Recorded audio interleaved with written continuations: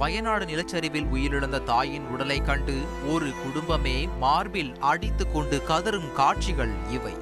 நிலச்சரிவு ஏற்பட்டு 4 நாட்களாகியும் வயநாட்டில் கண்ணீரும் மரண ஓலங்களும் இன்னும் ஓய்ந்த பாடில்லை.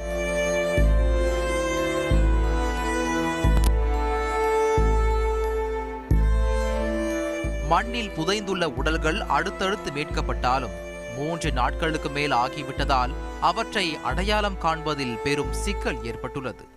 நிலச்சரிவில் புதைந்து போன முண்டகை பகுதியைச் சேர்ந்த ஜம்ஷியாத் தன்னுடைய குடும்பத்தினர், உறவினர்கள் என 30 பேரை காணவில்லை என உடல்களை அடையாளம் காண மருத்துவமனை வளாகத்திலேயே காத்து கிடக்கிறார். 170 உடல்களை பார்த்தும் தனது சொந்த அண்ணனையே அடையாளம் காண முடியாமல் தவிக்கும் சியாபு